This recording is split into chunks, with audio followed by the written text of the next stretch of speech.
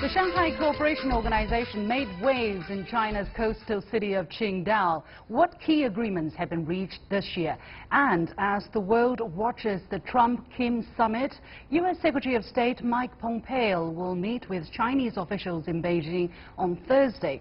What's China's role in the lead-up to the summit and after? Welcome to The Point. Live from Beijing, I'm Li Xin.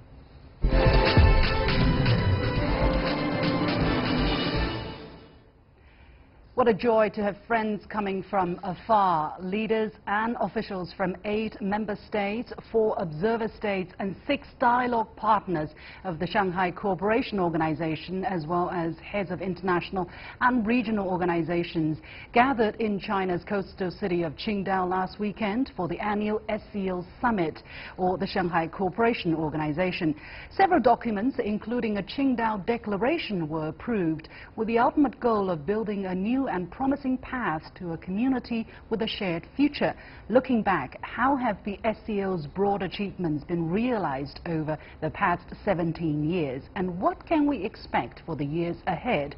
Joining me from Moscow is Anna Kiriva, Associate Professor in the Department of Asian and African Studies and Research Fellow at the Center for Comprehensive Chinese Studies and Regional Projects at the Moscow State Institute of International Relations. And in Beijing, we're joined by Professor Cui Hongjian, Director of the Department of European Studies at the China Institute of International Studies. Welcome to both of you. Now, China hosted the SCO Summit for the first time in 6 years. The last time China hosted was in Beijing in 2012. This year also marked the first summit since India and Pakistan became full members of the organization. So, Professor Cui, how do we evaluate the results and the significance of this year's summit? Yes, also, this time, for this Qingdao summit, it would be, very historic, sense, and it will become a milestone for this organization. And even at this moment, as SCO, especially after its first enlargement, now it becomes, the biggest comprehensive regional organization in the world. And then now it takes more than 40% of the whole population in the world. And certainly, I think that not only for this scale and the size, at this moment, I think that the Qingdao summit also given, a signal or message for a new stage for this organization. For example, besides on the original security cooperation, this time, I think the economic and the financial and the people-to-people cultural exchange cooperation will be, very, very potential fields for the future for SCO. Okay. Well, despite internal diversity and differences among member states, the SCO didn't end up going nowhere, as some analysts predicted 17 years ago when the SCO was founded. Instead, the organization has flourished and grown in stature. So, Anna, are you surprised with the achievements of the organization? Why was it able to get where it is today?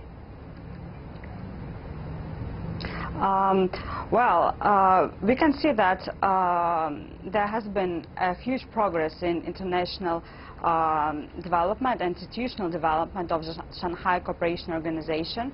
And the basic idea is that the principles of the Shanghai Five that were put into the foundation of the Shanghai Cooperation Organization are the principles that have been endorsed by all the states. That's why they have been agreed upon from the very beginning. And we have seen a rather substantial progress in security sphere especially, and some progress in economic sphere of the Shanghai Cooperation Organization. And I guess that the major principles of mutual respect, respect for mutual sovereignty, of non-interference into domestic affairs, then mutual co-development, these have been the core principles of the organization from the very beginning. And a lot of trust-building measures have really contributed to better relations in this regional organization. And now we have seen completely another scope in geography, also in spheres of cooperation. And we can see that it has seen really a profound development. But we also can see that with the accession of India and Pakistan, there is a huge shift in power balance and huge shift in strategies of member states of Shanghai Cooperation Organization from a regional organization based on cooperation in Central Asia. It has really become a huger, a broader organization in terms of geography and its scope. Right. Well, that puts into challenge what kind of relationship member countries want to forge within or under the SCO framework. Chinese President Xi Jinping mentioned the building of international relations based on a new type of international relationship. Let's listen to what he said during the summit on Sunday. The Shanghai spirit is our shared asset, and the SCO is our shared home. We should, guided by the Shanghai spirit, work closely to build an SCO community with a shared future, move toward a new type of international relations, and build an open, inclusive, clean and beautiful world that enjoys lasting peace, universal security, and common prosperity.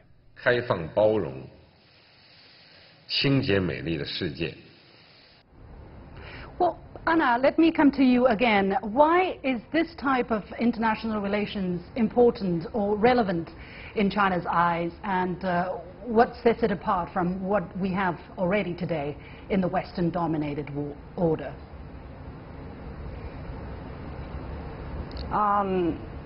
So we can see that Shanghai Cooperation Organization has demonstrated a lot of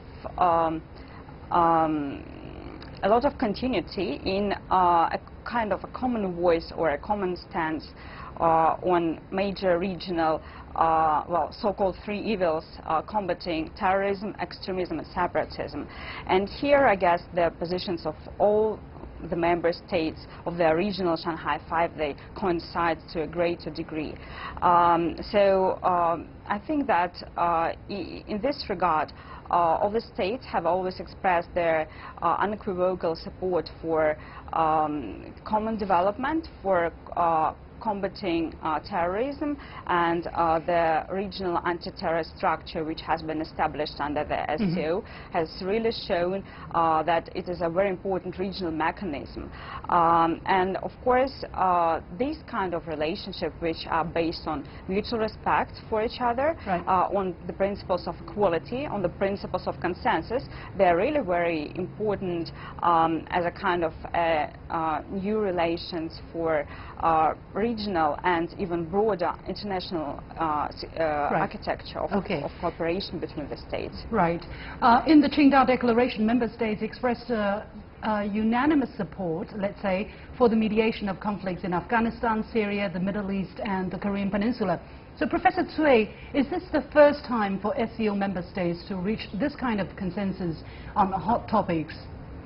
Yes, I think that this time, I think for Qingdao summit, not only SCO will continue its function to help the regional security and peace, and also now I think that just like Mr. Xi mentioned that it's now the good time for SCO to expand its concern out of the region.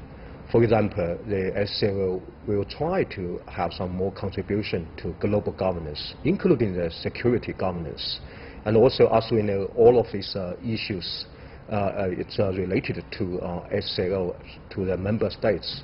For example, how about the Iranian nuclear issue? As we know, Iran now is already the observer to SCO, and also some other, for example, the Korean Peninsula issue.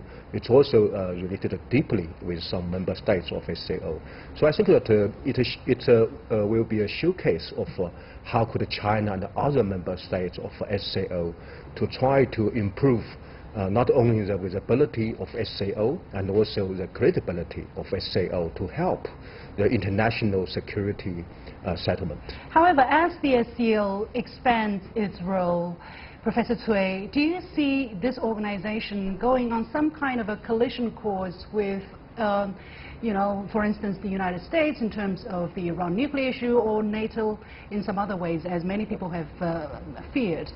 I think firstly, regarding to the relations between SCO and some other, security arrangement or security organization, I think firstly there will not be a confrontation between them, because as we know, for SCO it insists a kind of a new concept of security, including the comprehensive and cooperative and sustainable security. So I think another thing we can find out also from this Qingdao summit, SCO expressed its willing to get a more cooperative relations with other regional or security organization. I think including maybe in future we can find a way for SCO to have some more relations, to have some more exchange with other security organizations. So I don't think there will be any real potential or risk for this confrontation. Okay, let me come to the relationship between China and Russia, and to Anna. Russian President Vladimir Putin was ordered the Friendship Award, which is the highest honor China has ever given to any foreigner. What do you think is bringing China and Russia closer and closer? Thank you very much for this question. Actually, I think this is a very important symbol, and this has been the first destination of Vladimir Putin's state visit, that is China, after he became inaugurated for his fourth term as a president. So I guess it also strengthens the political and security relations between the two states, and we can clearly see that the two leaders have a very good personal rapport, and that last year President Xi was also awarded a decoration from the Russian government as well. So I guess this is kind of a mutual understanding that these two countries, Russia and China, are very close strategic partners, and that their cooperation should be enhanced in future as well. And we have already seen a high level of political and security coordination, and I guess this visit was also very important as it showed new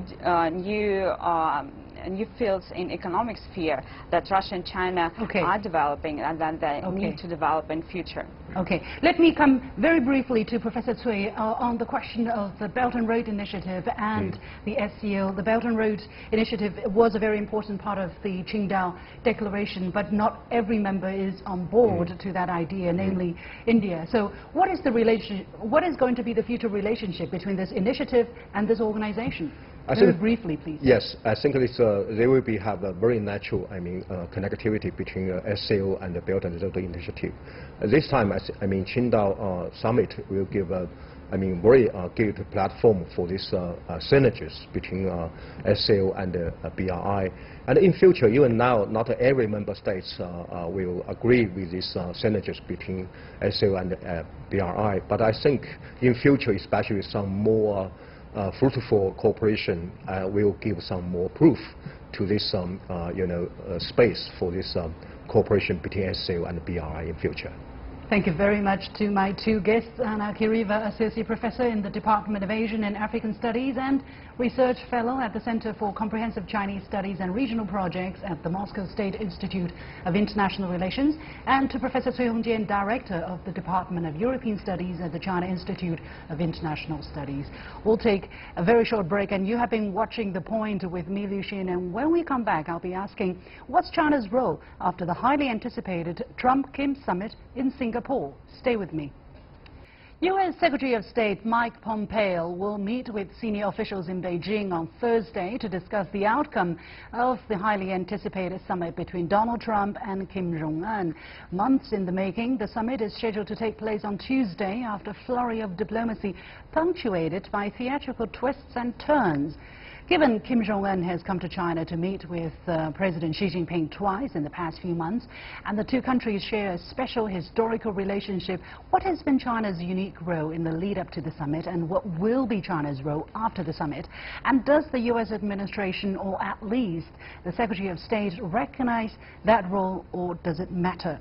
On the eve of the summit, I'm joined in the Beijing studio by Shu Qingdao, Senior Fellow at the Pango Institution, and from Boston by Robert Ross, Professor of Political Science at Boston College. Gentlemen, welcome to the show.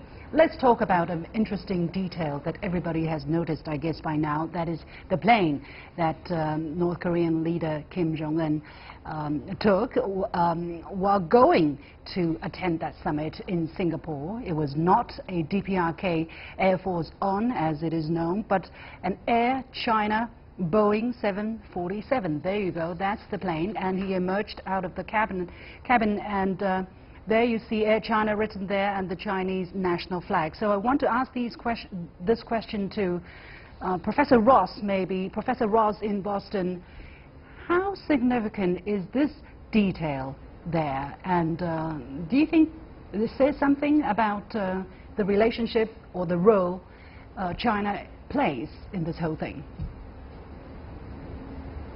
I think it says two things. One, I think it says something about the superiority of American technology, that both North Korean and Chinese leaders fly in an American jet. But then second, it also shows Chinese support. Yes, it's true. Yes. And second, it also shows that North Korea and China are cooperating in this effort, and North Korea has full Chinese support. Yeah. Well, Qingdao here in the studio, I mean, we are not even just seeing him flying a Chinese jet or an American-made Chinese jet, but he actually flew over, for the great majority of the trajectory, over China's airspace. Why is all of that? Well, I think I might add, maybe at least one point. That is like the Chinese, air service. Obviously, this represents, or it reveals, there's a political trust between the two countries. It's not, from South Korea, not from Japan, not from the U.S. It's from China. And also, flying to Singapore, of course, involves a security issue. Obviously, there's a trust in the Chinese service here. Okay, let's talk about what Secretary of State Mike Pompeo said about China's role. In a recent interview, he stressed the importance of China's role in improving relations in the U.S.'s efforts to improve relations with the DPRK and in facilitating the summit. Let's take a listen. Oh, I'm very confident that China will play a role. Indeed, they have already to date. They've been important partners in the pressure campaign. They've done things that they've never agreed to do before, to encourage Chairman Kim and the North Koreans to consider whether they're prepared to make the flip. So, Professor Ross, as an expert in Chinese security policy and defense policy, how would you describe the concrete contents of China's role in the whole puzzle through the eyes of Pompeo? Well, I think there are two halves to this puzzle. One is the process getting to Singapore. And of course, China's played an important role, meeting with the North Korean leadership on multiple occasions. But I think we also need to understand that over the last 20 to 25 years, despite Chinese pressure, North Korea continued with its nuclear program. So much of the success we see today, getting to Singapore, doesn't really reflect Chinese sanctions, Chinese pressure. But I believe North Korean confidence that they are now a nuclear power. They have missiles, they have warheads, and now they're prepared to sit down and talk. This is a process reflecting North Korean success rather than Chinese pressure.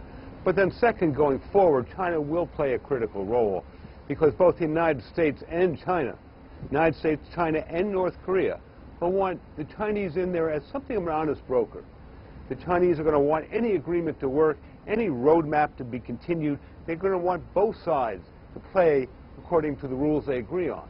So the United States will look to China to keep North Korea honest, but North Korea will look to China to support it should the Americans fail to follow the rules of the road. Qingdao, do you think Pompeo's expectation for China's role aligned with China's own vision? And what do you think of what Professor Ross just said just now? Well, I tend to agree with Professor Ross that China is playing a significant role. For example, the meetings with President Xi Jinping, with Chairman Ken, obviously I think that boosts his confidence to go ahead and meet President Trump in Singapore. That's very important. And of course, China, I would say, will play or is playing a very important role in terms of its economic development. For example, 90% of its trade with China, if the country is indeed opening to the outside world, China will play an even more important role in that aspect. But doesn't the DPRK, Qingdao, always want to have a better relationship with the United States, and so that it can start developing its economy? Who's in the more important driver seats here, Qingdao? Well, its consideration in terms of relationship with the United States is mostly a security issue. Obviously, there is a fear in North Korea that the U.S. will engineer a regime change by military or through other means. So this is a concern because the two countries are literally at war. So they have to end this warring relationship and start a new chapter. That is, to establish a full, say, diplomatic relationship and to normalize their relationship. And then that's the environment for the development of this country. Also, very briefly, to help us understand the Chinese position here, Qingdao, I'm going to stick with you for this one. How does China want things to play out in Singapore? Is China happy to be in the back and not invited in the talk and watching from a distance? Let me say, I think China is more than happy to see if there's any deal, if the summit is successful, and China will give its full support to this deal, because ultimately China enjoys the common goal as the United States and North Korea, South Korea, and Japan. That is, Korean Peninsula is free from nuclear weapons, and peace and stability will be there. Okay, let's talk a little bit of some kind of a worst-case scenario. If nothing comes out of the summit in Singapore, Professor Ross, what can China do? Can China help do something there? Well, that is indeed the worst case, and I think by this point it's highly unlikely. The last thing President Trump needs is another failed summit after his recent meetings in Canada. But should this break down without an agreement, should there be a lack of understanding on how to go forward, I would imagine the American side, the American president, would resort to his prior attempts at coercive diplomacy. As in the past, that will escalate tension, create instability in the Northeast Asia, but ultimately that will fail just as it's failed in the past. There's really no alternative for the United States but to negotiate and to find some way to go forward with the North Korean leadership in a step-by-step process of improving relations. So a failed summit's unlikely, but it would unfortunately bring the relationship back to where it started at the beginning of the Trump administration. Well, some people have also suggested the idea that China could be some kind of a guarantor of security for the DPRK, but maybe together with Russia, if not just in the progress of denuclearization, but also to ensure security of the country. Professor Ross, how likely do you think that is going to happen? Well, I think there's no doubt that China has a vital interest in the stability of its neighbor North Korea and would resist any effort by any country to destabilize North Korea and to try and create trouble on Chinese borders. So in this respect, both the North Korean leadership and the Chinese leadership have a common interest in stability, resisting regime change, so on and so forth. And just to add to that, we need to understand that any American idea that it might be able to weaken the Chinese-North Korean relationship is something of an illusion. North Korea borders the largest army in the world, one of the most modern armies in the world, and the idea that it would challenge Chinese security by moving out from under China and establish better security relations with the United States, that's just not going to happen. So the long-term relationship between China and North Korea is a stable one, it's a secure one, with a common interest in maintaining stability in North Korea. Yeah. Qingdao, to that idea of China being a guarantor of security for the DPRK, is this something China would consider? Well, China never publicly or officially talked about that idea, but I don't think that is a problem for China or Russia. The problem is really for North Korea. I don't think North Korea is ready to accept that. For them, the security concern is really about the United States. So negotiation or other means, they want to solve that problem with North Korea, with South Korea, not with China or Russia. Another interesting point some people have been talking about is this possible peace agreement to officially end the Korean War. Now, President Trump suggested that a formal agreement to end the war could come out of the summit, but there are sharp differences over whether or not China needs to be there for such an agreement to be legally bound, as China was a signatory to the Armistice Treaty signed in July 1953. Professor Ross, what's your take? I would think that any peace agreement on the Korean Peninsula would be a multi-party agreement. It would include the Chinese, the Americans, North Korea, South Korea. They would all be part of a peace agreement. And going forward again, when Secretary Pompeo comes to Beijing, these are kind of the issues that he's going to want to discuss. That is, the likelihood is that Kim and Trump will agree to a step-by-step process, and to make this process work, China will play the role of an honest broker and a participant in the process. And so the discussion of a peace treaty, once again, Pompeo comes, they will talk about Chinese participation in that process. Again, Qingdao, what is the position of the Chinese government on this? Has there been any indication of whether or not the Chinese government would accept? I mean, the veterans, the survivors of the war, they want that their representative is at the table, right, when the war is officially ended, because hundreds of thousands of Chinese soldiers died for that war. Yes, I agree. I think at least some people will not be happy if China is absent for this warring states to end officially. And I agree with Professor Ross. I don't think that will happen. I think, you know, in order to ensure any agreement, any deal to be implemented smoothly, need Chinese participation, close participation. So I don't think anybody would be stupid, be that stupid to exclude the China side. Okay, I think that discussion, what is China's role, whether China has a role here, can be laid to rest. I hope we don't talk about it ever again. Many thanks to my two guests, Xu Qingdao, Senior Fellow at the Pango Institution, and Professor Robert Ross at the Boston College. And here is my point. I think the most interesting picture, once again, so far, is the one with North Korean leader Kim Jong-un emerging from the Chinese airplane with the Chinese national flag shining in the background. I believe it is both security and safety considerations that drove his decision to fly in the Chinese plane instead of his own country's jet. Someone that you can entrust your life, that is the level of trust between the DPRK and China. Because of such a bond, China will inevitably be an indispensable player in the process to achieve peace on the peninsula. Whether or not other people recognize that role is of little importance, and China does not need to assert itself here to win any peace prize. Having seen the ups and downs of the past 20 years, China knows full well what lies behind any optics. So, Team Trump, show your white teeth, but roll up your sleeves for some tough work ahead.